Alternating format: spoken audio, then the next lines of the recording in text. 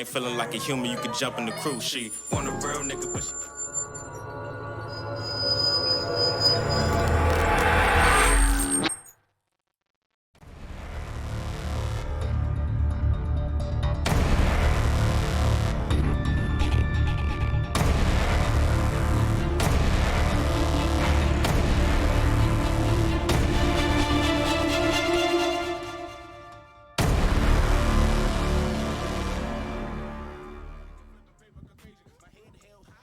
Welcome everybody to the OG Radio Show, the radio station for our generation. It's your girl Mishon Lorraine, and right now I got my special guest with me in the building. We got Jett in the building. Introduce yourself. What's up? It's Jett. How you guys doing? How y'all doing?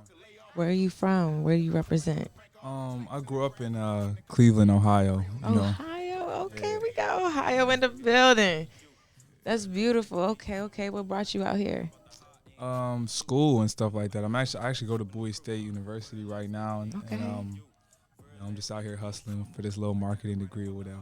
Okay, marketing. Okay, that's what's up. Bowie State. Shout out to Bowie State.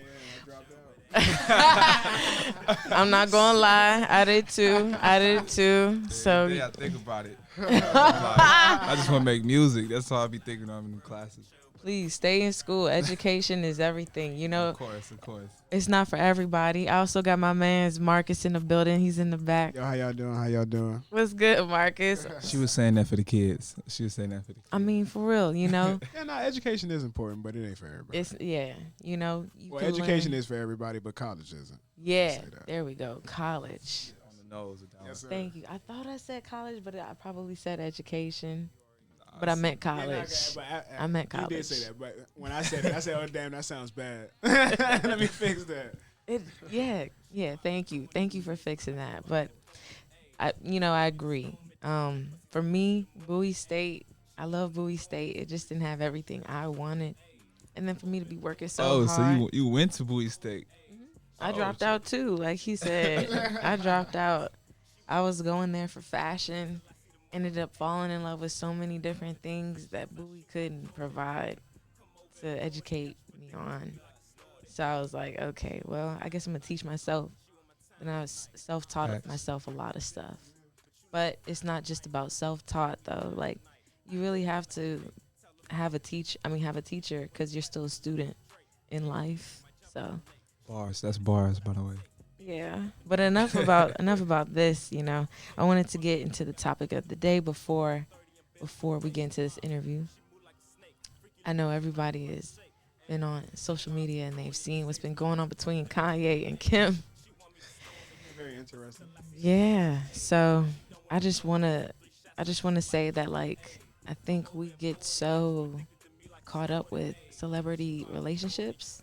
I think we love to compare ourselves to celebrity relationships. Yo. And when they don't work out, it's like then you feel really some type of way because you thought you were like Kim and Kanye, but now they're like divorced. So I don't know. I think as our generation, we need to do better with just, letting them deal with their business and not putting ourselves so heavily invested into their business. I do feel for Kanye. I feel for Kim. I just hope for the best, to be honest, in any relationship. I don't know. What about y'all? No, I mean, honestly, I agree. I could say that, social media has kind of like really jumped on this relationship wave where they feel like kind of they need to be in it. But people just don't take time to understand what's really best for them. You know what I'm saying? They kind of just, a lot of people just jump on waves and they don't get a chance to analyze themselves because they so caught up in it. So, honestly, to each his own. As far as the whole Kim and Ye stuff going on, I pray for Ye. Man, I think, like what he just said, pray for Ye. I support Kanye in this wholeheartedly, but I feel like it's a bit chauvinistic. The whole social media aspect of it, at least. I'm like, why is every single major development got to be all caps, picture, social media, boom, boom, boom. I'm like, damn, nigga, like, what? Yeah. It's like, it's his relationship. It's not our relationship. Like, why we got to be in it? It's like, we don't have to be in it. And that's an effect of social media. It's like, people like, oh, my God, this is being forced on me. I just didn't even pay attention to the shit. Just look away. But I think by him doing that is like, he's more so saying like I want to be present in my kid's life and as a parenting role, especially us as black men. I feel like we always get that rap of what I'm saying, all right, don't want to really be in the lives, not really as involved and stuff like that. And I think he's really just trying to just be like, I'm here, I'm gonna be here, I'm not going anywhere. And even if my daughter may not be able to kind of understand the one-on-one conversations he may have with like him, she knows that he put it out in the world like, yo, I want to see you, like I love you, like But that's the thing. It seems more of like a. But I guess that's where it gets confusing. It gets tricky because I don't want to say he's just doing it for show because he's obviously not. But at the same time, it's like, why does it have to be? Why do we got to know every step of the way? I guess that's the only part I'm confused at. It's like every step or anytime anything happens, it's like boom, social media, bunch of posts, boom, boom, boom. It just seems like that's something that should be handled off the books, like between them type shit. Maybe he finds it therapeutic. Yeah, which is disgusting. Because it shouldn't be therapeutic because it's fucking Twitter and Instagram. Right. That's a whole different conversation. It's entertaining the shit though. I'm not gonna lie to you. I'll be in bed rolling like. No, it is. Just be entertaining. But why should we be entertained by this nigga losing his wife and kid? Oh my gosh! Oh my gosh! No, it. it's such a real. It's such a real. It's traumatic for one person, but like, damn, yo. I definitely Everything's get funny that. till it happened to you. That's all I say. Oh God! When you going through it, man, what you laughing at? No, for real. Damn, I feel. Look, let me just say, right here on OG Radio Live, I feel for the black men in the community, and I hope and pray, and I wish well on y'all, because y'all deserve all the love and peace and positivity, but y'all also got to take accountability for where y'all take yourselves in this world. And us women, we have to take accountability too. It's a two-way street. Kim's not black, so I can't speak for her, but for black women, I know that we got a lot of love and compassion in ourselves, and sometimes we got a lot of pride. So do guys too. But sometimes it shouldn't take for something traumatic to happen for y'all to just come to terms and settle shit out. But that was the topic of the day. Now I want to get into this interview. For sure. Because listen, you said marketing, and I'm still stuck on that when you are an artist. And I wasn't. I'm so sorry, but is it a passion of yours that like? So honestly, like, even when coming from Ohio and stuff, like, I started getting into music when I first went into college. Like, I was always kind of rapping more so just kind of for fun, but it took my friend Third to really like sit down and kind of like just tell me, he's like, no, bro, like, really good. We used to freestyle at parties and do all of this. So I actually didn't go to any of my finals, like, because I was so tapped into like just focusing and honing in on the craft and everything. So when I came back home, I was genuinely thinking like, what is it that I wanted to do? And I knew it was in music, but I knew the piece that I was lacking in was marketing. And I was like, okay, so if I'm still in the school wave, like, let me at least try and jump into something that could be beneficial for me. And that's kind of how I seen it. Like, because before I feel like I was just going to college just because everybody else was going to college. Like, like that was the thing that you're supposed to do. Like, a lot of people. It's like, it was funny because like I was in high school. It was like at the end of that shit, I didn't apply to no colleges. So I'm over here looking at everybody with their little T-shirts and shit. And I was playing football, and I had people like coming up for me and stuff like that. So I just put their shirt on. I just like put the shirt on for like college day or something where everybody rep their college when I really didn't know where I was going. So I was just like, fuck it, let me go to this Akron University. So I jumped into marketing so I could just have a better understanding how to really kind of read those demographics. Like, as an artist, that shit is huge. Like, being able to know where your fans is coming from and how to not only find them but to grow that pool. Because it's like I could make like rage music, and it's like, okay, I'm getting niggas from like 18 to 24 who really fucking with it, and that demographic could be like, okay, so that's who I'm pushing my shit towards. Because you could waste a lot of bread, like, pushing it to the whole world. Like, if I'm over here marketing myself to everybody don't give a fuck. You know, let me try and That's the truth. Focus it on the group of people who would probably better relate to it and actually interact with the shit that I'm putting out. So, Nah, I definitely get that. No, that makes a lot of sense, honestly. Yeah. Especially since you know all of that, you don't got to pay nobody to figure it out for you. exactly, So, bro. Exactly. So I could do my own little 1-2 and at least like get a nice core fan base first before I kind of start trying to push that on somebody else or anything. Yeah. Okay. Big respect to that. Now I want to know, as an artist, who are your top 5 favorite rappers? This is always like a hard question. It's always a hard question, mainly because I appreciate so many different artists and what they do for me, you know, like but I can say that Kanye is definitely up there. And I'm not saying this in order. This is just like, you know, in general.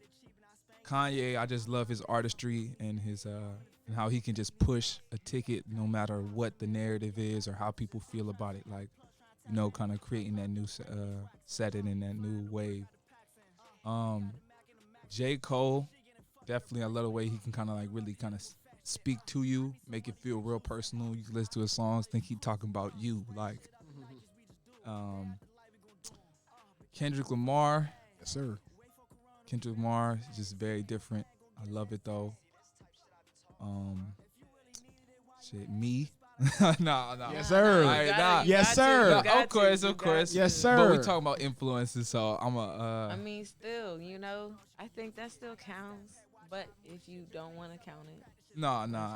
You can count yourself, bro. I count myself. All right. Yeah. So me, mainly because I put a lot of time into it. Like, it's not like I kind of just woke up like, hey, I want to be an artist. Like, it's always something I felt was just like a part of me. And like it's funny, like when I first started rapping, like I didn't have like no OG that kind of like put me in the wings, kind of was like, all right, this is how you do it. This is the studio. Like, no, like I literally like, I just try to make music a part of everything. So I put it in my, like if I had a class report, I had to search something up. I always made it about an artist so that I'm understanding more about it and I'm kind of like digging deeper into it. Keep yourself in that world. Yeah, like everything that I can like make about that world, I would. So, and probably I have to say Drake last. I just like the duality of it, how he can sing and how he can rap. It definitely added to him having like longevity in his career, you know, because he can kind of like, all right, I can do a singing album and I can do a rapping album, you know, I can do a hard album, you know. I kind of just like that, and I really feel like I draw a lot of inspiration from him.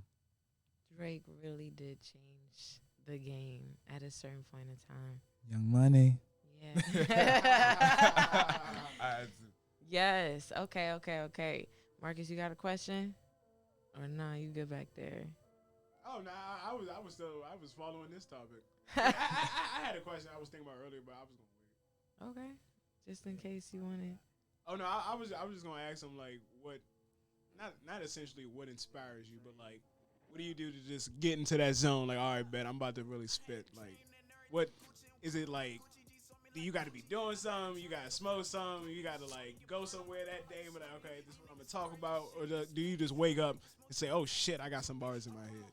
You know, sometimes it be like that, like to the point where I'm like, I just start playing around and I can just tell like, oh shit, I'm hot right now. Like, let me go find something to write some shit down or something. But nah, honestly, it comes in a lot of different ways. You know, I feel like I draw inspiration off of life and other people, and kind of like, you know, sometimes when I'm in a different environment, my mind and my mind's just in a different place, and I can kind of feel that my mind's in a different place. So I kind of try and take advantage of that. You know, try and take advantage of how I'm feeling in those different spaces.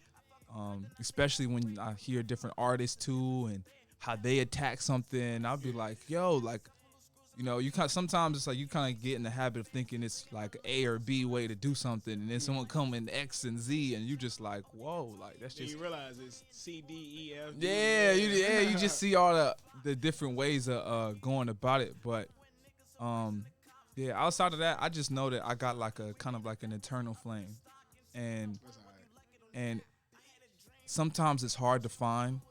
I always know that it's there, but it's sometimes it's just drawing it out, and then once I can really find it, I can like put some gas in it and like really kind of explode out of that pocket. So, yeah, I just get inspired a lot of things. My mom, she's definitely inspiration because I gotta get her that house, and so Yes, you know how sir. that go. Do you have? How do I say this?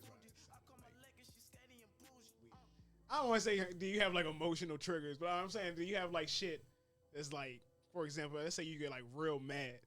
Would the first thing you would do be to pull out your pen and start writing some shit, or are you the type to just let it?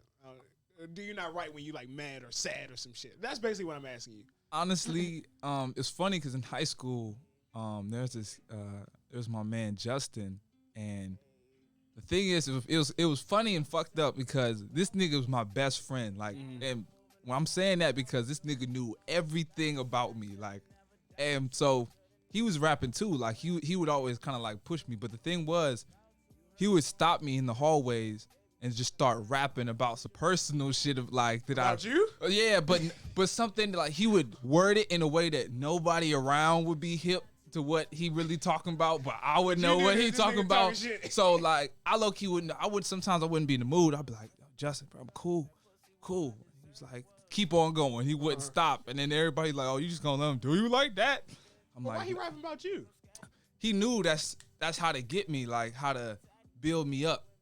Cause I freestyle best when I'm in the midst of an emotion. I used to like, cause I was never really the type of nigga to sit there and roast you and shit like that. I was really not really good at that. Oh, so he was doing that for you. For me. Okay. Like he was doing that shit for me to like be like, do it, bruh. You gonna do it? You gonna do it? Like I know you can, but you Okay, like. I thought you meant he was talking shit. I was like, why is this nigga rap about you? No, it wouldn't be like full blown like nigga, you a bitch or nothing. Like it wouldn't be nothing like disrespectful. But it would just be like some slight shit that he knows is gonna bring something out of me to make me be like to come back at him like and say some shit. So shout out Justin for that, man. Yeah, shout out Justin. Shout out Justin. Okay, we're gonna take a quick commercial break and then we'll be right back after this. All right, say love.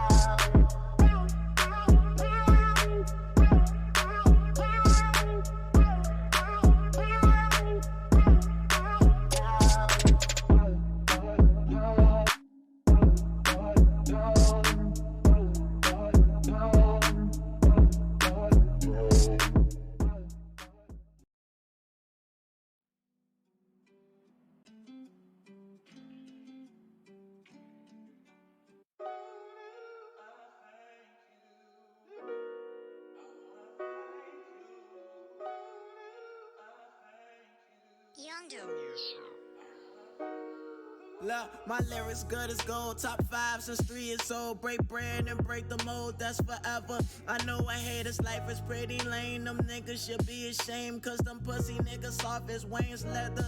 Counting on a pretty penny for your thoughts. Penny saved, penny earned, penny pinch, but you live and learn. Saying fuck with me.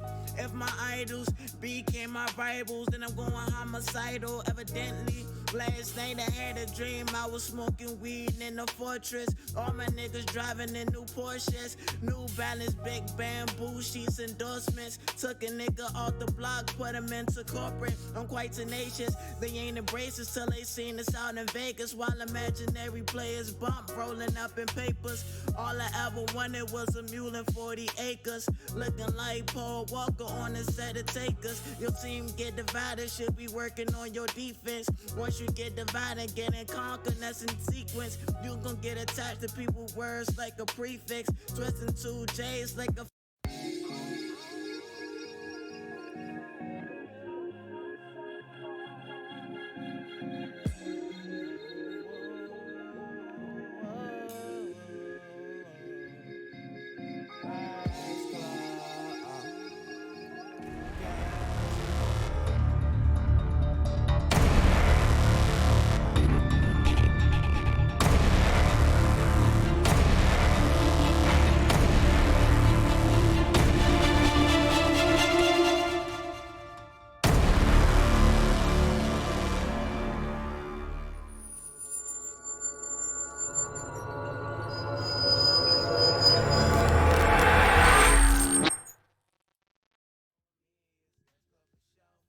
Welcome back to the OG Radio Show. It's your girl Mishon Lorraine.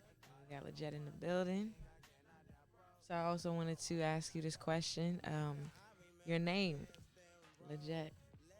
You know, what made you want to go with that name? It's actually a couple things.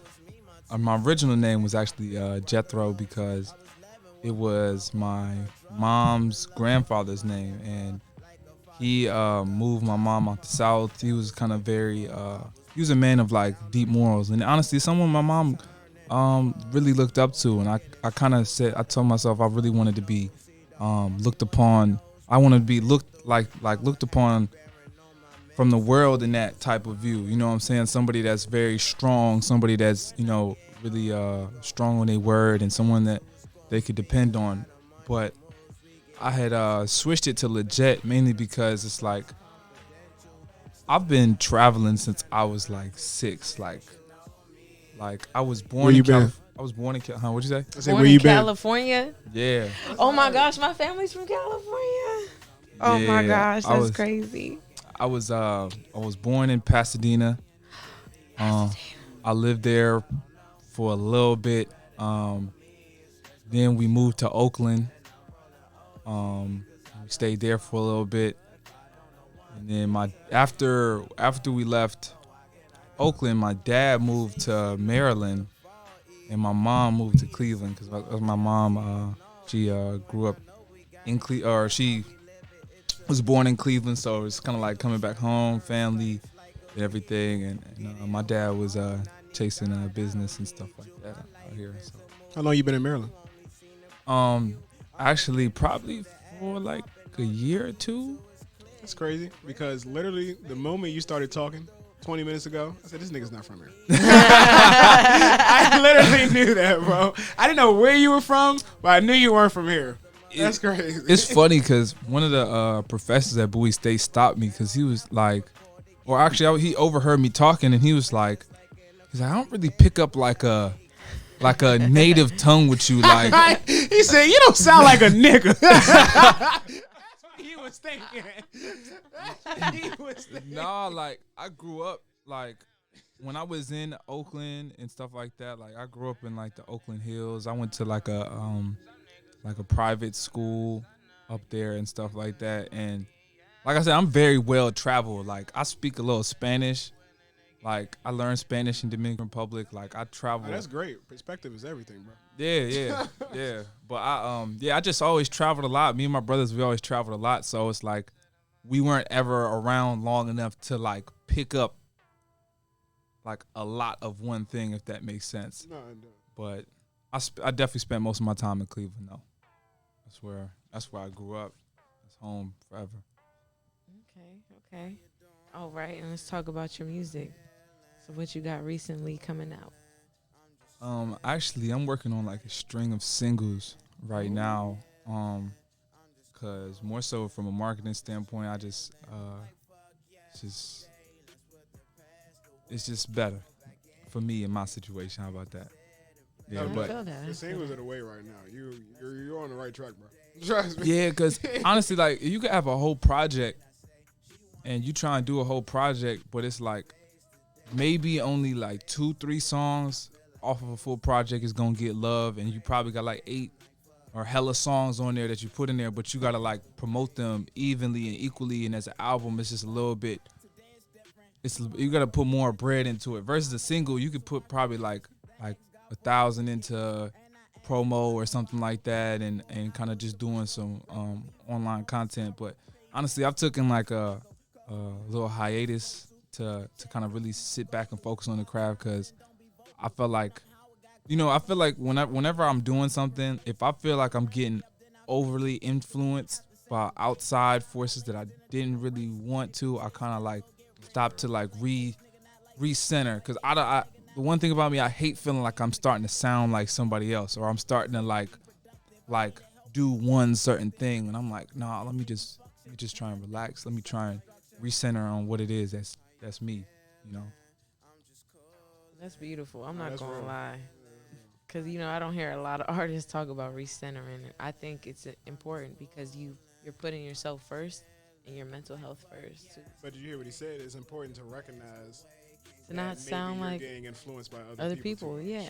Because Yeah. that happens once you walk out the door, whether people notice it or not, you know? Like, I think people don't even understand, like, everybody is an example of the things that influence them. Like, Thank you, bro. like, I be preaching that's like, for real though, like, you can that's why it's important, like, who you hang around with, who you be with on the daily and stuff like that. And honestly, like, you know, when you kind of jump into this music world, it kind of gives you vision.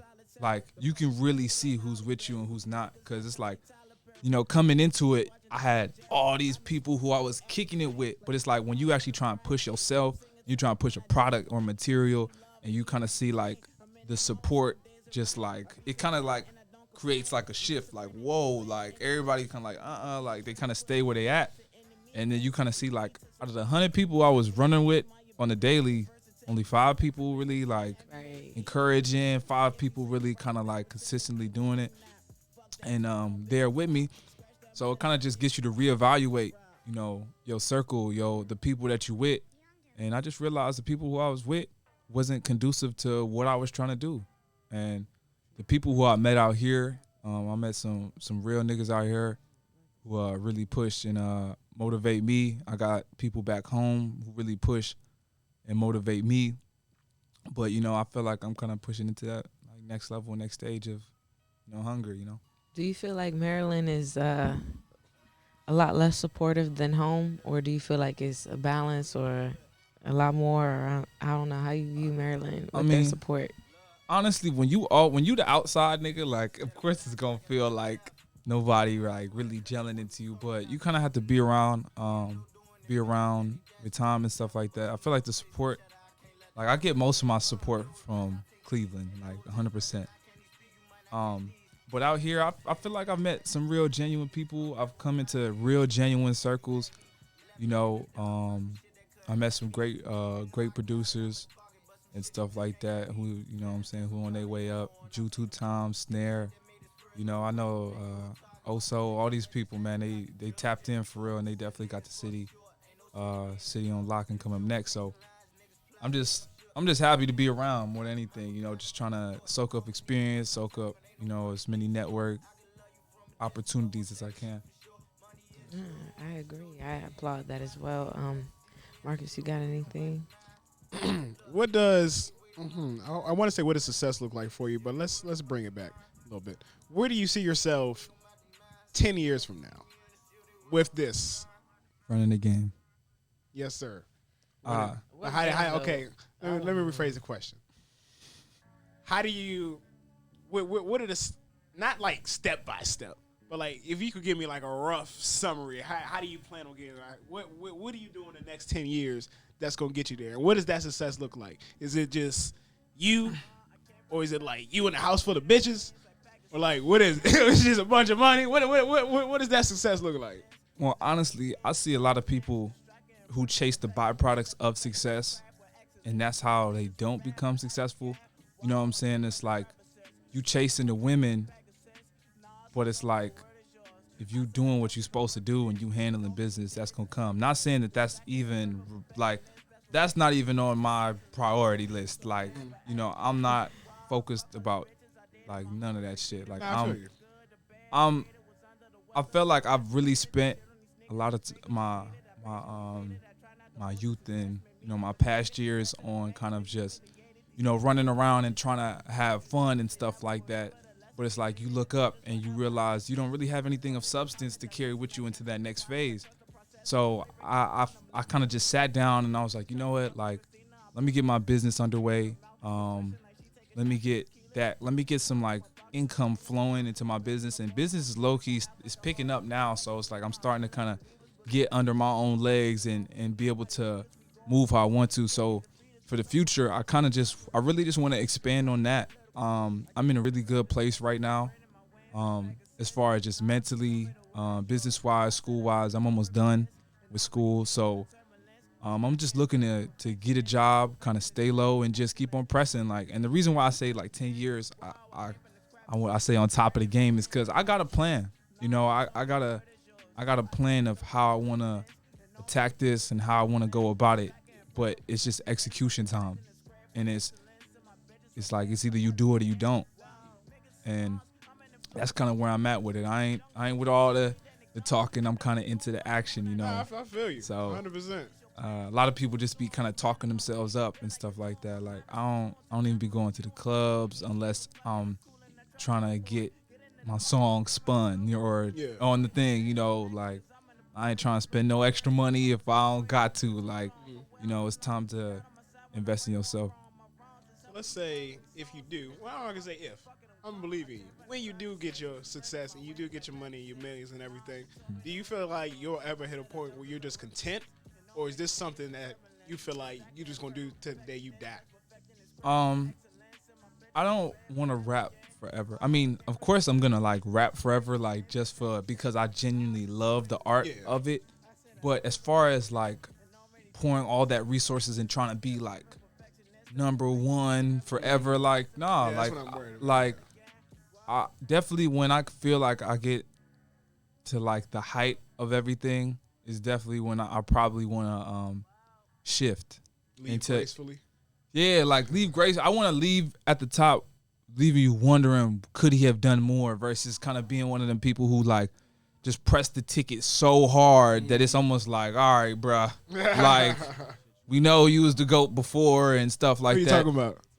Nobody in specific, nah, you know. It's all love. It's all love. Nobody in specific. It's all love. But I feel like when I get to that point, it's gonna be easier for me to transition into different industries. Like if I wanted to go into film, last year I dropped the hottest album, you know, out. So it's like the desirability, the you can maximize on like the amount of money that you can get. You can maximize on that celebrity and still kind of be respected in that new field. Yeah. And you can still carry that with you. But like if you fizzling out and then you try and make that move for yourself, it's kind of harder to do something like that. So at the end of the day, I just want to kind of get into more like philanthropy and giving back. That's like my main goal. Like beyond anything, I think of music as like a time machine. It can help speed up the process. No, it can. It can definitely be used as a platform as well. Yeah, like so that's kind of how I see it. Okay. Yes, sir. I don't know if Joe told me Joe, you said we running low on time. Oh man. All right, well. It's all good. Damn, bro. Well, We got a conversation. Nah, it's all good. It's all good, man. It's all good. Because we kind of ran a little late today, but I definitely thank y'all for doing the show. It was amazing. Thank you for having me. It's a dope Where can they setup. find you at? Yes. Instagram is JettSetWest, JettSetWest.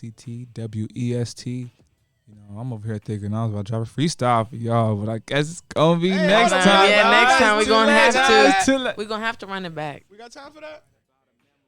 Yeah, we gotta double back, man. We just gonna have to double back. We're gonna have to make another episode happen. All right, for sure. Thank you for having me. And I definitely watch this show, y'all. Yeah, definitely not. Jett Set West, baby. Full episode is gonna be on YouTube. I definitely thank y'all for tuning in. You're watching OG Radio Show, the radio station for our generation. Until next time. Yes, sir.